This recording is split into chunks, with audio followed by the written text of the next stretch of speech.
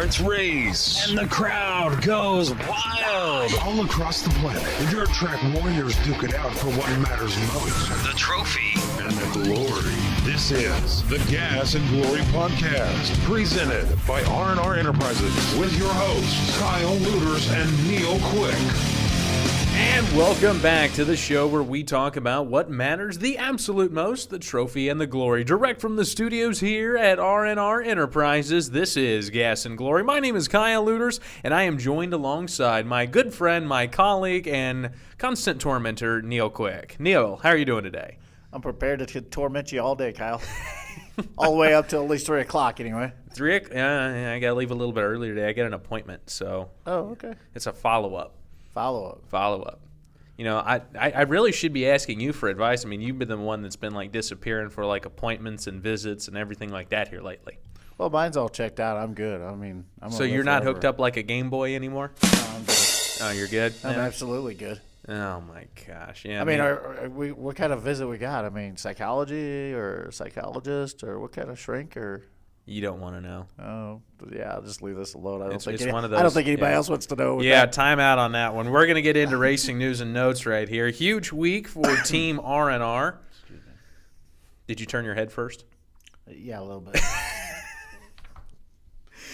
It's kind of a natural occurrence lately, buddy. Oh, man. Okay, focus.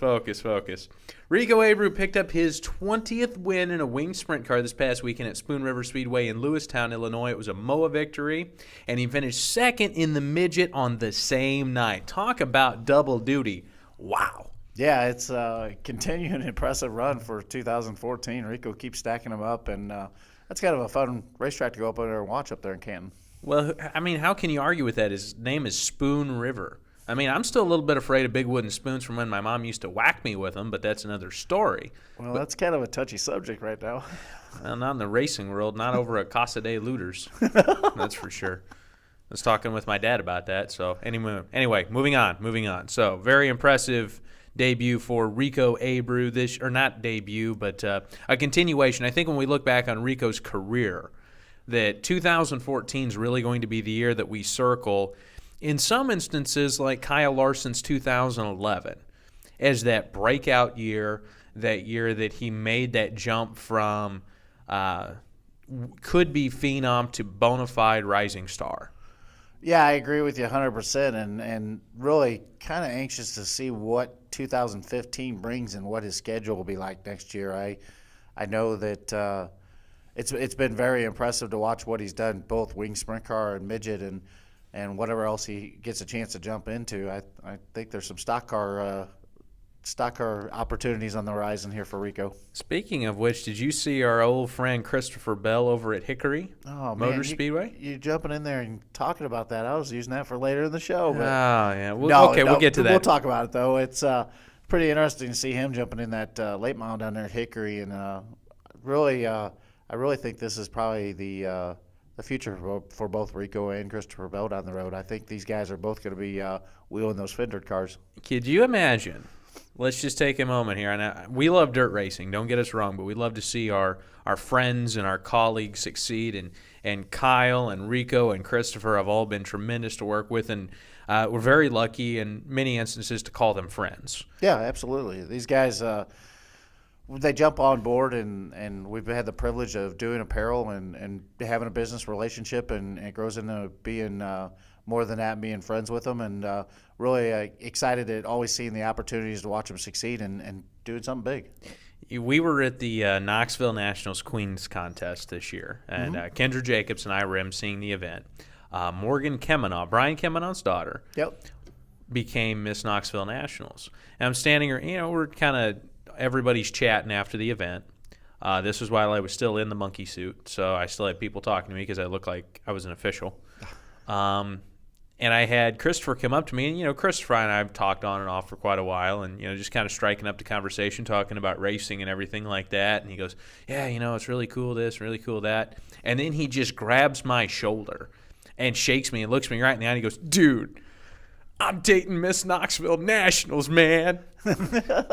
And I was taken aback by that a little bit because here you have Christopher Bell won his first World of Outlaws STP Sprint Car Series race earlier this year in an underfunded car. Let's just call it that. Oh, yeah. Beat the big boys, and that team has a lot of heart. It's awesome. They do a great job. Perennial USAC midget contender, won the championship last year, and he's jazzed up for his girlfriend. That's awesome.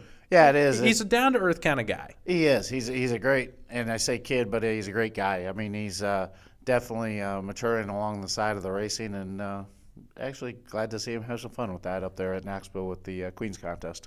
There you go. Rico and Kyle the same way, but we move on. We continue to move on. World of Outlaws STP Sprint Car Series in action back from the left coast.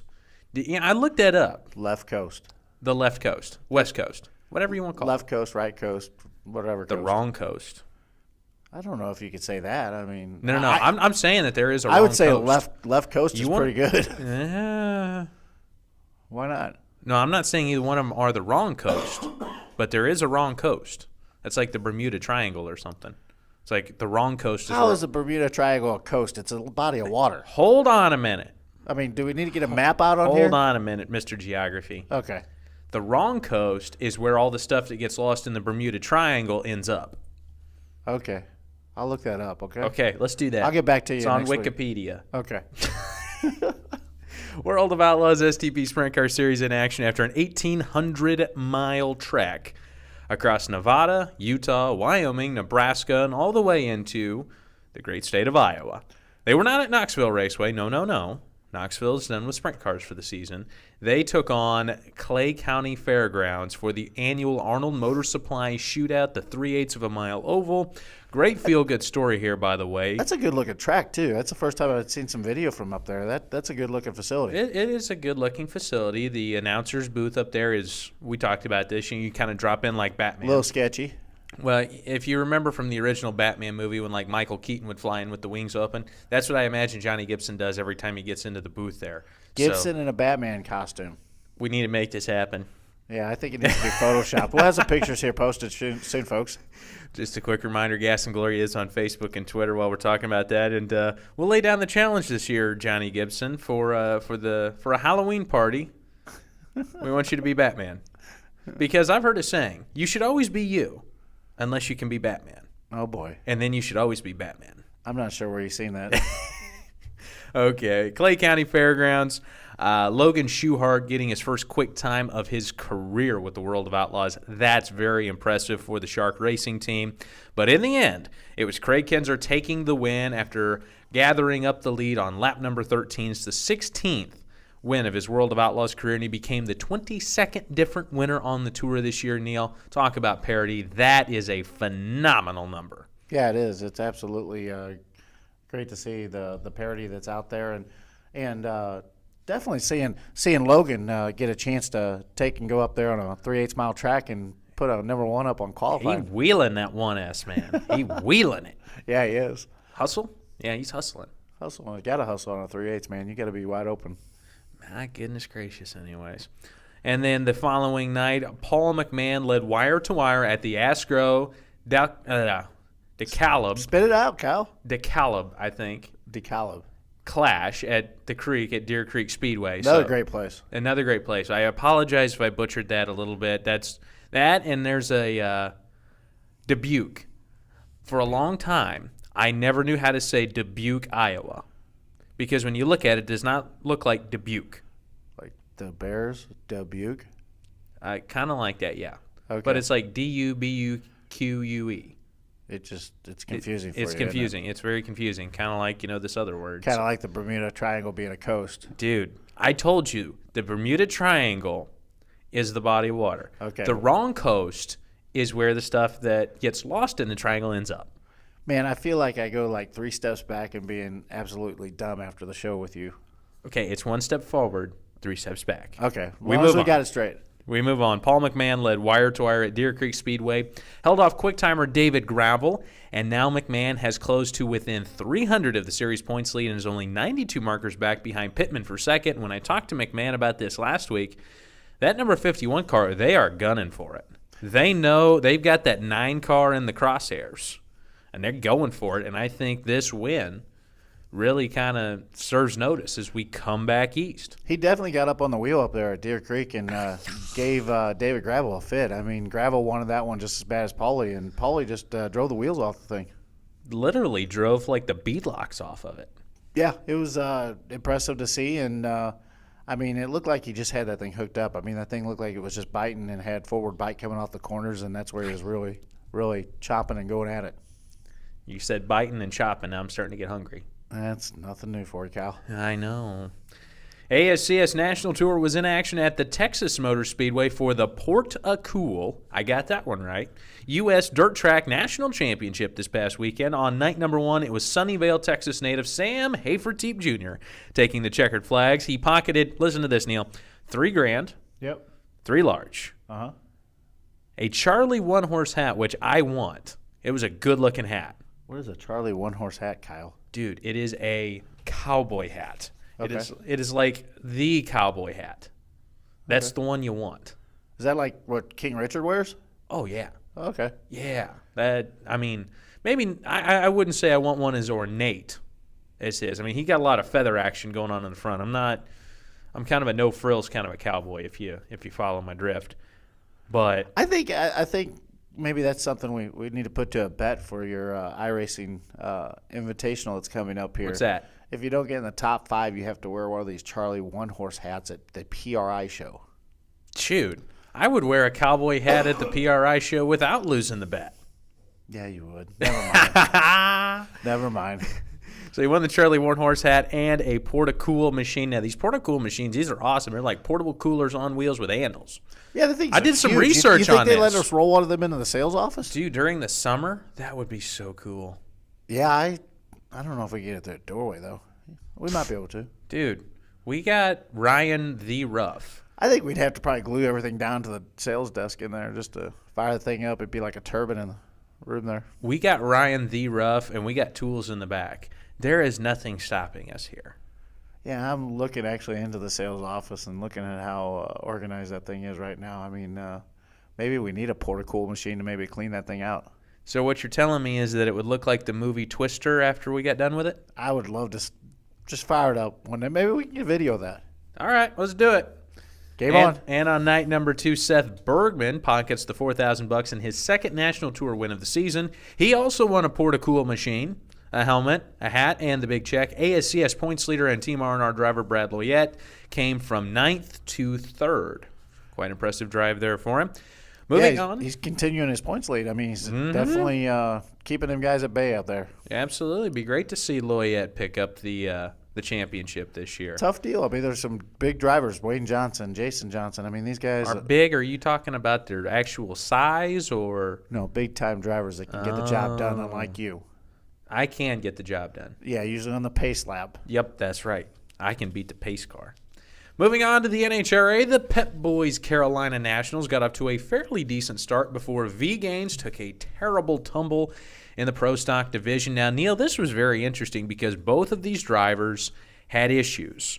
Warren Johnson was in the right lane. Gaines was in the left lane. Johnson started actually wobbling first and crossed the center line, therefore disqualifying himself. Okay. He managed to get her back under control. V Gaines, well, he started to wobble, but he kept it in his lane until he crashed.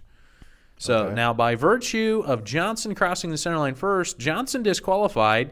V Gaines, despite the fact that he went end over end and disintegrated the car, will be allowed to pull out a backup car and compete in eliminations when they make those up at the AAA Texas NHRA Fall Nationals when they head to Dallas. Now, the reason they're doing that is because they got rained out. Right after they got done cleaning up the wreck, the rain came through the Charlotte, North Carolina area and doused the 4-lane track. And NHRA said, hey, we got to get on out of here. We got about a 1,000-mile trek to Texas. We're going to run eliminations when we get to Texas. Yep. Have they done this before like that? Mm-hmm. Okay. Like up in Division 6, we got rained out in Montana. Yep. On Sunday, and some of the classes couldn't stay and run on Monday, so we ran them at various Division 6 events throughout the rest of the year. Oh, okay. Yeah. I hadn't heard of it or hadn't seen it myself. So. Well, you know, I'm going to probably make some drag racing fans mad here, but A drag strip's a drag strip. I mean, folks, come on. It doesn't have the characteristics of a 3/8 compared to a quarter-mile dirt track that changes. I mean, you couldn't take a feature from Williams Grove and make it up at Lincoln. Yeah. Two completely different places. You couldn't take a 500-mile race at Charlotte and make it up at Martinsville. True. I understand what you're saying. So, drag racing in that instance is a little unique. I mean, each track is very different. Don't get me wrong. I mean, I've gotten the chance to take a couple of passes this year, and I could see and experience concrete versus asphalt, where the bumps are. I mean, there are differences. But in the end, it's straight line. Still never got that snowmobile on the drag strip. Dude, I am telling you, that is topic even brought up. That is among the greatest regrets of 2014 thus far. There was nobody in their right mind that was going to let you go down a drag strip on the Why? snowmobile. Because first of all, somebody's got some money wrapped up in this thing, and second of all, you're Kyle Luters.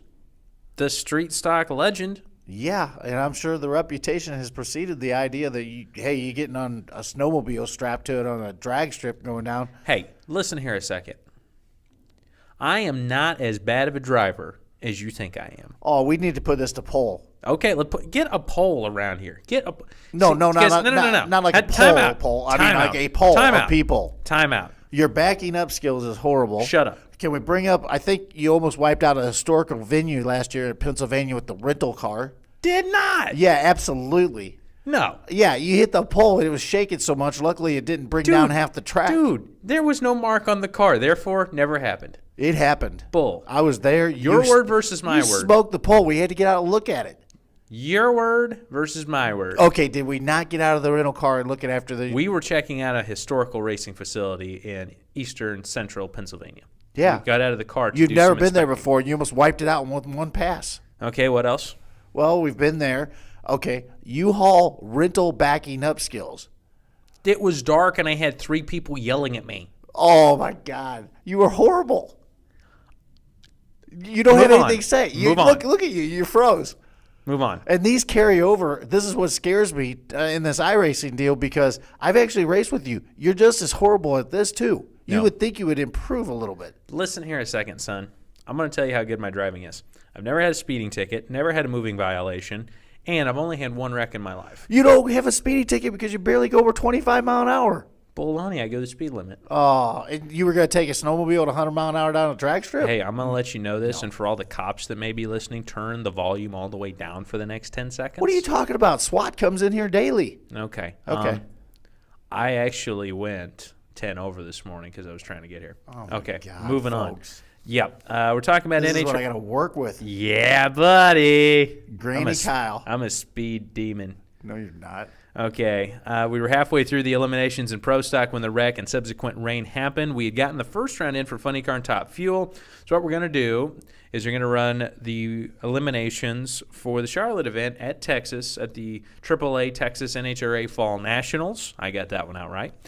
Speaking of number 1 qualifiers, Alexis DeJoria in the tequila car. The Tequila Patron. Yeah. Yeah, the tequila car. Yeah. I like that car. We like tequila. We like tequila. Okay, yeah. All right, cops, you can turn it back up now.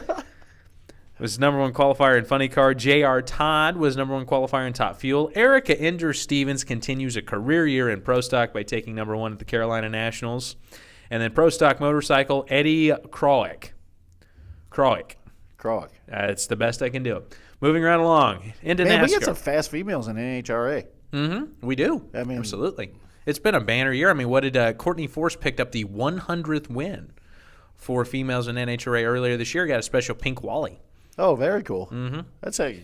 I haven't seen that one. You know what I want? What? I want the camouflage Wally. There's no such thing. I know. That's why I want to win it. All right. I want to win it. Okay. I got a story to tell you, by the way, here in a little bit. You got a story. I'm shocked, okay? Yeah. Totally. Moving on to NASCAR, Kyle Larson served notice during round 1 of the chase at Chicagoland, but it was Brad Keselowski, that's right, Bad Brad in the old Miller Lite beer wagon, taking the checkered flag for his 5th win of the year. You hear something about the trash talking going on about this win of Keselowski? They're accusing him of cheating, or Dale Jr.'s motor coach driver. I'm hearing all kinds of stuff out there on Twitter right now. Dude, that's part of what makes NASCAR good. I wouldn't be surprised if NASCAR started it themselves. Really? to get a little controversy going, man. We need something to talk about.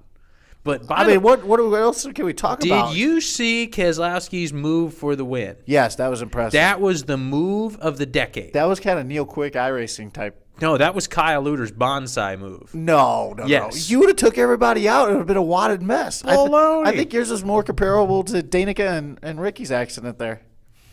That's a Kyle Luter's move. You have to be very careful with the headlines that you write when Ricky and Danica get together, I think. Yeah. You really do. Yeah, I can. Yeah. There's a lot of proofreading involved in that. But no, Kyle Larson, Team R&R member, finished third after starting 43rd in a backup car, which leads me to ask the question, Neil. If the backup car was that good, how good was the primary car? God only knows. I mean, it's impressive to watch the kid roll out a backup car, go from 43rd to 3rd, and the day before run 2nd. And I think Jeff Gordon summed it up, I think, on Monday, talking to the media that, Kyle Larson's the real deal here. Absolutely. And got to give props to Jeff Gordon, finishing 2nd this weekend. Yeah, he's another sprint car guy. He's no spring chicken, but he's still out there wheeling this thing. Oh, God. Never mind. I'm moving on. Greg Hodnett won the Jim Nace Memorial at Sealands Grove Speedway. Only 11 cars finished on a rough yet very fast track. I've seen some of the carnage, man. Yeah. The carnage. I put a Mike Shannon bobblehead in here, and for those of you who do not know who Mike Shannon is, he's the broadcaster of the Cardinals. We started laughing so hard, Mr. Shannon is agreeing with us. And I'm thinking, Neil, that we might have to some way find a way to incorporate Mr. Shannon into the show. I'm not sure how yet. Mike, when he does these interviews, when he does the play-by-play for the Cardinals, he actually sits on one of those exercise balls. It's better for his back, yeah. I think we need to get some of those in the studio. I think it brings probably some more excitement to the studio here. Phil, if you're listening, and Phil is the owner of R&R, Angie's been wanting one of these exercise balls to sit on. They actually make them where they have chair backs on them. Dude, they get those balls in this office, and we're going to be It's going to be dodgeball. Yeah, absolutely. It'll be dodgeball. We'll be somebody go down the hall and get smoked with one of these things. We'll have to put out some pictures here eventually, folks, but in our studio here we have windows into the marketing office, we have windows into the sales office from the studio. Something tells me that if we get these exercise balls to sit on, one, if not both of these windows will be broken. Well, I think that'll happen, and the other thing is I think somebody the TV in the lobby will get smoked. Well, I think they'll have to be adding something to the R&R employee handbook. It's already pretty thick, what we can and can't do, and that's really actually in the past year and a half. Well, I think if we go through a week here and not get 5 new rules wrote up in it, we aren't doing our jobs. Do you remember the radios? Oh, yeah. They haven't seen them again. Yeah, the old walkie-talkies. Yeah, those went away pretty quick. All right, and then kind of to wrap up news and notes, Jessica Zemkin won the Canadian Nationals at Ashwekin Speedway after starting 14th in the feature, won by 1.42 seconds over Wayne Johnson. Great win for her. Yeah, again, we've kind of had a deal talking about these NHRA fast females. Here's Jessica putting it to the boys in the wing sprint cars, too. You got to go with her. McKenna Hassey at Knoxville this year, fast female. She had a fantastic year. Females really coming on strong in sprint cars, so that's pretty cool. But yeah, that's news and notes for this week, folks. You're listening to Gas and Glory, and we'd like to give a huge shout-out to all the Team R&R drivers on their great success this weekend. So you're Team R&R driver, and you put up a great finish in a W. Congratulations from Kyle, Neil, and the entire gang here at R&R. And, Neil, we continue to move on here, and we're getting to the point in the season where things are starting to slow down a little bit, and we're starting to look to 2015. So I wanted to gauge your thoughts, since you are world-class iRacer from the wrong coast. I'm from the friggin' Midwest. Well, I'm just saying you're from the wrong coast because you got a little Bermuda in you. Really? I'm going to go there. The rule package that NASCAR is looking at for 2015, they ran a variety of them at Michigan. The last one they ran cut, I would say, I'm going to just go with quite a bit of downforce off the cars. Drivers loved it, said it was back like it was in the mid to late 90s. Your thoughts? Is that what we need to do to improve the racing on track, or is it good enough as is right now? Well, I'll say that I'm a little biased in this situation. And just kind of talking throughout the building, and me and Ryan throw this around the sales office all the time. And I think the best racing in NASCAR ever had was the late 90s, late 80s, early 90s. The cars actually sat above and on the track, and the guys actually had to wheel these things because they would move around. I mean, you see some of those old video and footages from Dover. They're kicking the left front up at Richmond, for crying out loud. Well, Richmond, and I mean, Dover and Darlington. I know in the late 80s, I watched a video of this, and guys were, I mean, you got to keep in mind, too, this was tire war time, too. So, I mean, these guys were hanging these cars out. They looked like dirt cars out there, smoking the right rears coming off the corner, but it was great racing. But I think that had a lot to do, too, with the tracks they were racing on. I would like to see the rule package go back to where there's not so much downforce and it put more into the driver's hands. I'd love to see racing go back to like the 80s and 90s type of deal. I think that's actually what's needed. I mean, these things are sucked down, and I've talked to Kenny Wallace about it, and I've talked to different drivers about it.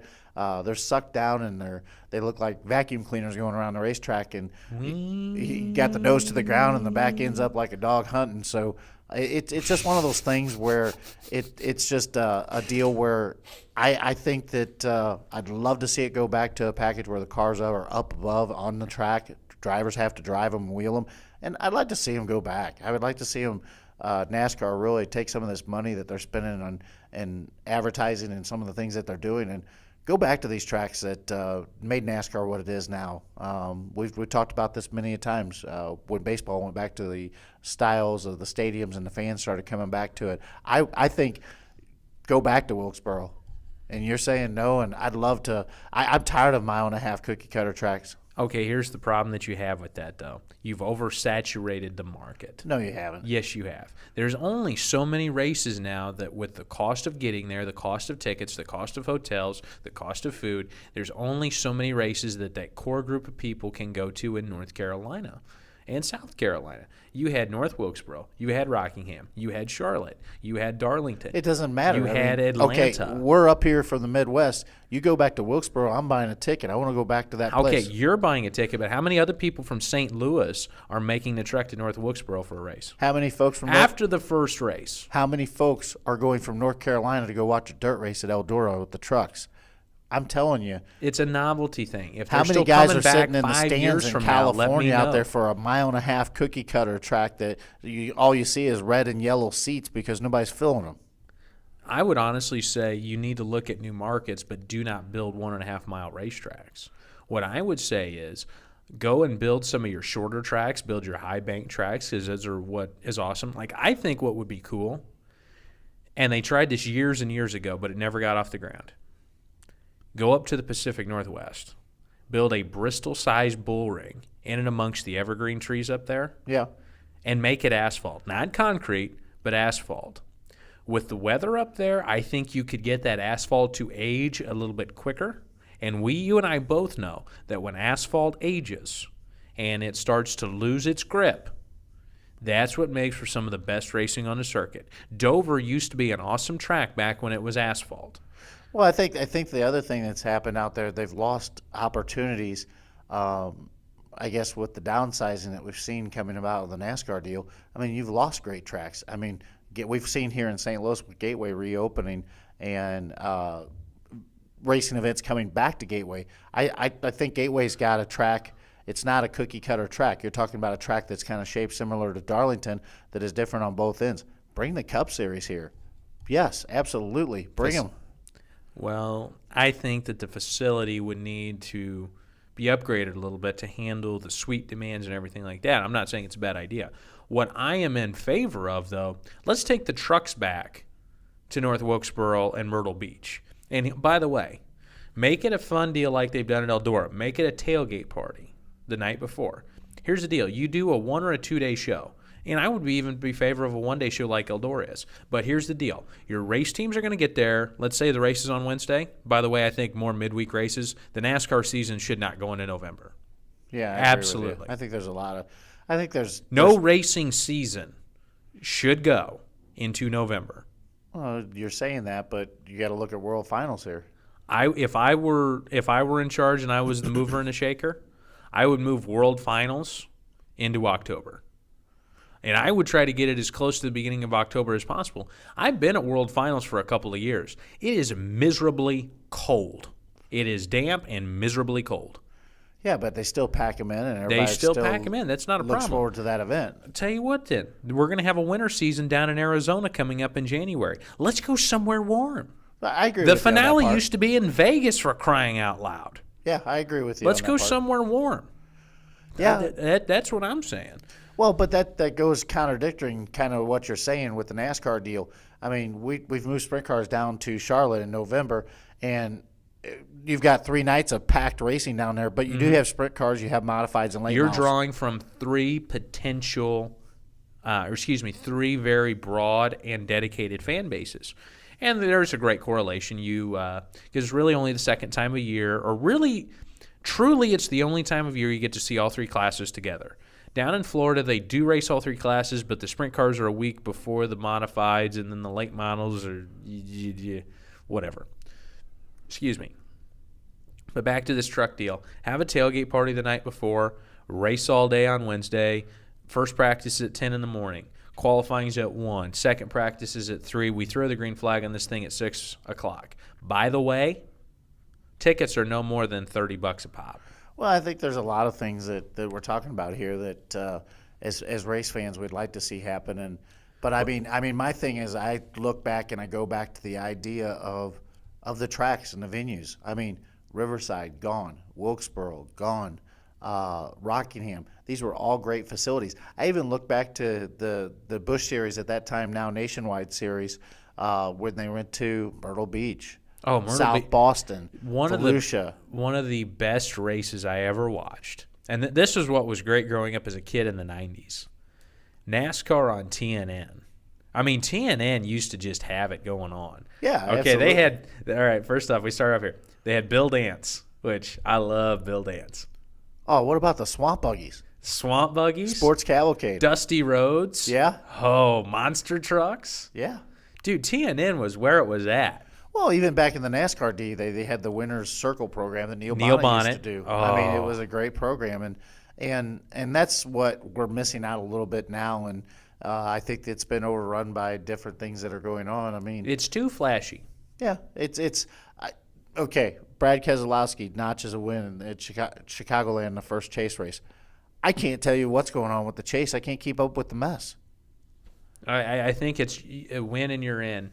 Oh, no, wait. That was the regular season. I'm sorry. No, Well, now you let me win. let me get out my 4 pages of notes to figure out so exactly now you what's win. going on here. Okay, so you win and you're in the next round.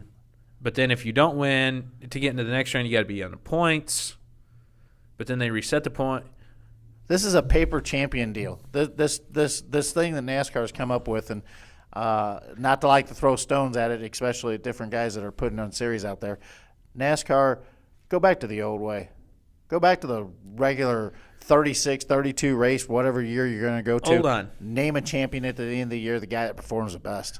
Here's the deal. Do you think that we would need the chase if you didn't have to compete with the NFL and you finished your season in September? You wouldn't have to compete with the NFL if you would put races out there that folks want to go to. All right. You got Neil Quick there. Silly season for sprint cars getting to be in full swing. We kind of talked about Destiny Motorsports last week a little bit. Hearing Craig Delansky and the number 7 car going to be rolling east a little bit early to get some more track time in. I believe he's going to try to run the Dirt Classic at Lincoln and also get some seat time at Williams Grove before the National Open. It's good to see that car back out on the road. Yeah, I'm glad to see Craig get the opportunity to get back on the road with the Outlaws, and he looked really good up at Deer Creek, and hoping that he does have some success there. There you go. And then this is a question I wanted to ask. We're going to have to kind of keep this one shorter than the NASCAR debate.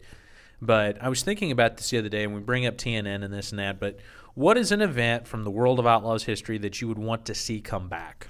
Well, I think one of them big this year was the Devil's Bowl race. Mm-hmm. Yeah. And it was a great success for everybody down there. I think that's a really neat deal.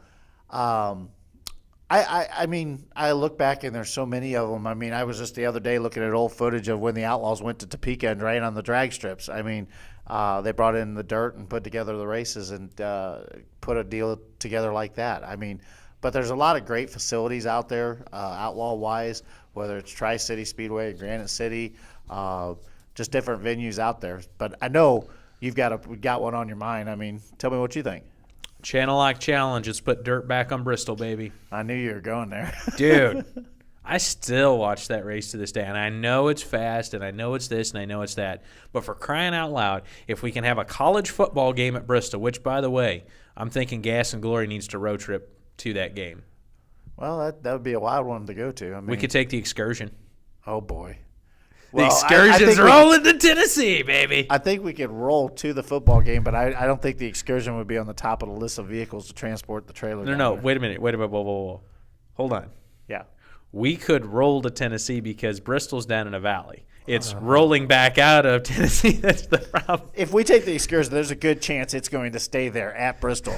They may paint it like a school bus the next year and put it out on the track for school bus races. The excursion would die a horrible death, and it would be turned into a cornerside road sign painted up to welcome race fans into Bristol.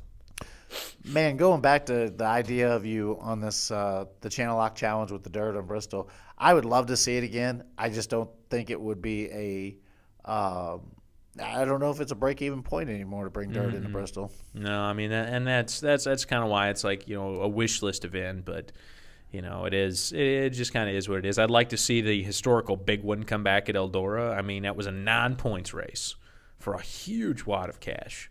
And, these days the World of Outlaws are paying show-up points for the Kings Royal and the Knoxville Nationals. I mean, it's almost like a non-points event. Right. Like, if I show up and I time in, I'm going to get my 75 points. Sure. I'm not going to lose anything. Right. But Earl Baltus, I think, was just on some of that historical big one. And that event kind of went by the wayside as the years kind of progressed a little bit. But, I've always said, and this is my promoter's dream race here, and then we're going to get off this topic and get to the preview for the weekend. Let me know how much it costs to rent out Lucas Oil Stadium. Oh, boy. Because here's what I went to a football game there once. Mm-hmm. And I was looking at it. I was like, I bet you we could fit Chico in here. Well, I think that's all of our, long-term fantasy for a sprint car race is to put it in a stadium-type atmosphere. That has good seats, good food, good atmosphere for the family. And then you could also maybe sell the tickets a little cheaper if you could get the masses inside the building. Oh, by the way, you can open up the windows on the side to get rid of all the fumes. I agree with you. I would love to see it. I know they've tried running wing sprint cars inside buildings before, and I think they've had moderate success. But I think it would be really neat to see something like that and promote it and big money put up. And I'd love to see a stadium full, 30,000, 40,000 fans like watch a sprint car Supercross. race. Yeah, I'd love to see it brought to a fan base like that and introduced to so many new fans. I would love to see that opportunity. What if we ran the infield at Daytona? There's an idea, too. That's a great idea. Joey Chitwood, you're on the clock.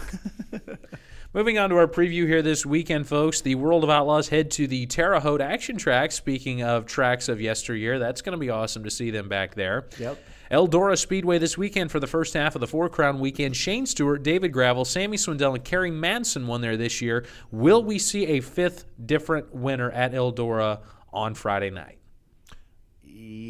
Yes, very possible. Okay, who you picking? I'm thinking some guy named Saldana. You're going to take Joey Saldana? That's a safe pick right there. I'm going to go Paul McMahon. Good pick there, too. All right, and then they roll on to Lernerville. Cody Dara and Donnie Shantz taking the twin features earlier this summer in the Don Martin Memorial. Your pick for Lernerville? I'm going to go with a local hero up there, I think. Oh, no. I'm going with the famous 2L. No, you picked my pick. 2L. Dude. Ed Litch. You picked my pick. Love to see him get How up could there. you do that to me? It's a twins, though. There's 2 races. No. That's only in the spring. Oh, okay. That's only in the summer. Okay, so we Yeah, the Commonwealth Clash is a standard World of Outlaws show. I'm pulling for the 2L on this one. I got to take Donnie Shantz at Lernerville. He's too good in Pennsylvania. Oh, boy. The 33rd Fort. By the way, we were going to talk about this. I think I've jinxed Donnie Shantz. Yeah, you've been talking about all these wins that he's going to stack up, and he's kind of hit a wall. And I think that, honestly, the phone could ring any time, and it could be Donnie Shantz, and I'll direct it directly to you. Him and I, yeah. Yeah. Okay. Okay? Yeah. You can take that phone call. All the time, buddy. All right. 33rd Four Crown Nationals at Eldora for the USAC Sprint Car, Silver Crown Cars, and Midgets this weekend. Going to be a good show there. Hey, hold on a second. Time it out. Silver Crown, guess who's coming out of retirement? Well, has he ever retired? No, he's never retired. It's worth the price of a ticket for this one. Kyle Steffens. Not Kyle Steffens. Levi Jones. No, Levi Jones. Do it, Hewitt. Oh, Jack Hewitt's going to be there. You're Jack right. Hewitt in the Silver Crown car. What's the price of admission? I should see if they need an announcer for this weekend. I'm working on that. ASCS is heading for a biggie, the Midwest Fall Brawl 3. Neil, I think this is an event we need to try to go to next year. It's at I-80 Speedway near Greenwood, Nebraska. It's a speedway I haven't been to, but I've heard is really good. Go to it. I think I'm going to wheel out a sprint car for this. $50,000 bonus to win each night. You just totally killed it. Oh, I'm sorry. You killed the build-up here. Sorry. All right, let's try that again. Okay. $3,000 to win Friday night. $5,000 to win Saturday night. And if you can sweep both nights, it's a cool $50,000 bonus. Really? Was that better? That's absolutely great. Okay, thank you. That's almost $60,000 you could take home. I'm sitting here trying to think. I'm trying to find out what I could put together, how fast a car for next year. Could we enter the excursion? No, the excursion ain't going to get the job done on this one. I think we just need to come up with the most random extreme vehicle challenges for the excursion because it will never die. Oh, man. The excursion, by the way, is our company vehicle here at R&R. So how many miles that thing got on it now? 7 million? Billion. Billion. 70 billion. Okay. 70 billion. Okay. It's made more trips to Home Depot than... It won't make trips to Menards. Yeah, it doesn't make trips to Menards. It's made more trips to Home Depot than... By the way, Menards, Home Depot, we're looking for any sponsorship out there for you. Yeah, whoever wants it first. Mr. Shannon agrees with us. Call Kyle Looters. There you go. K-Looters at r-renterprises.com. Moving on.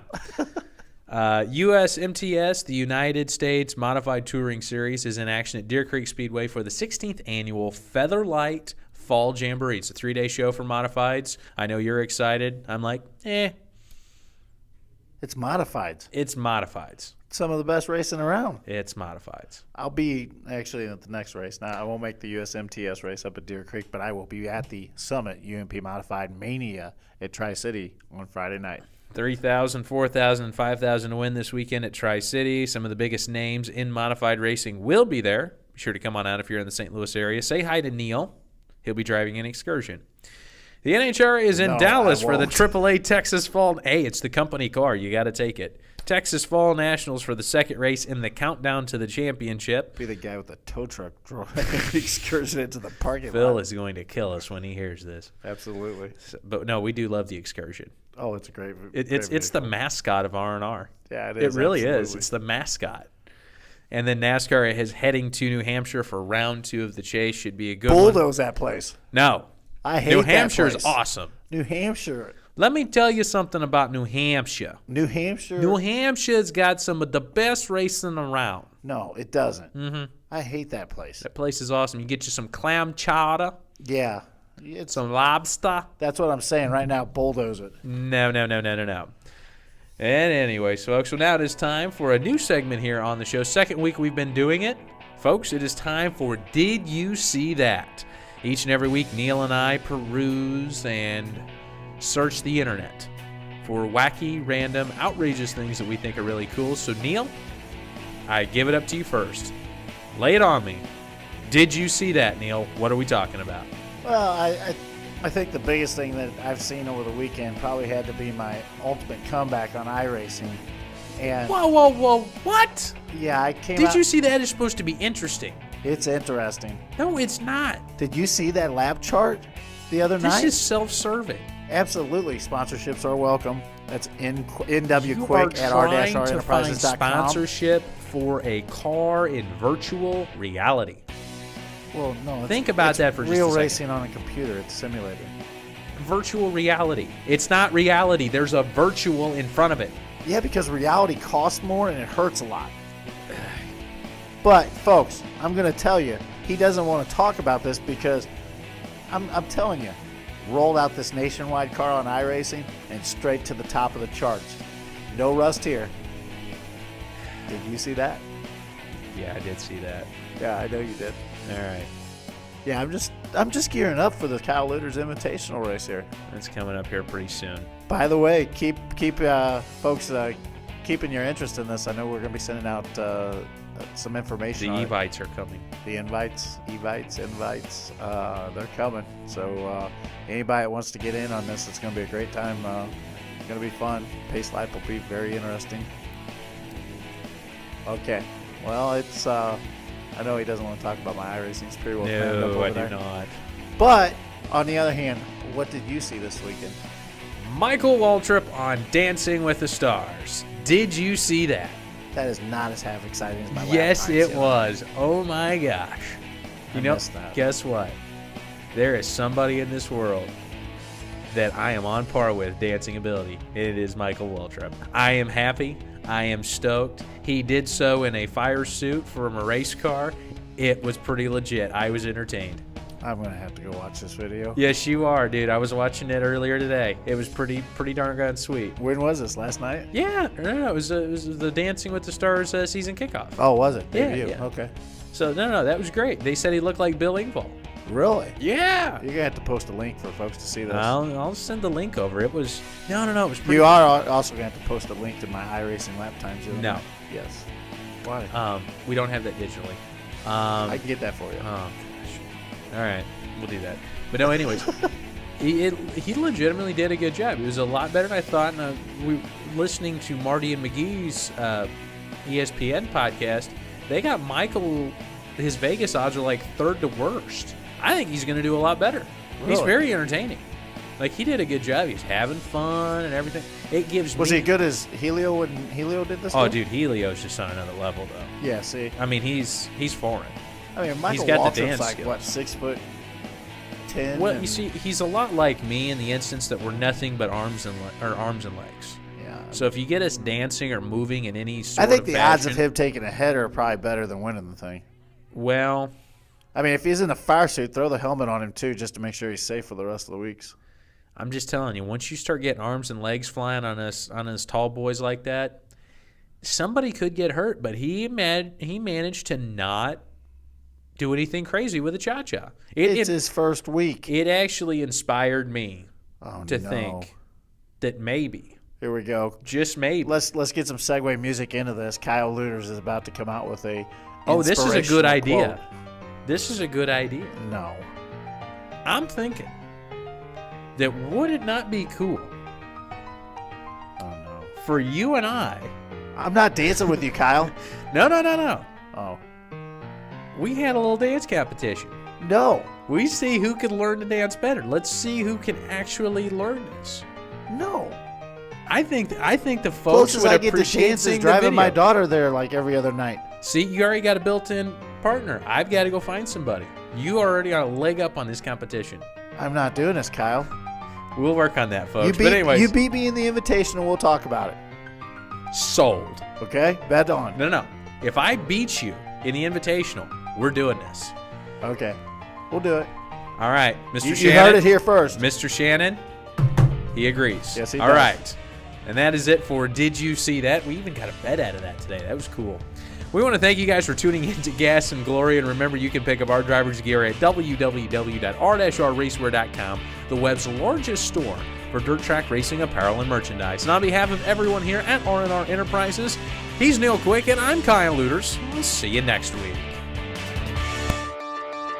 You've been listening to Gas and Glory, presented by R&R Enterprises. All rights reserved. Please visit the web's largest sprint car store today at www.r-rracewear.com. The views and opinions expressed in the show are the host and guest alone and do not directly reflect those of R&R Enterprises.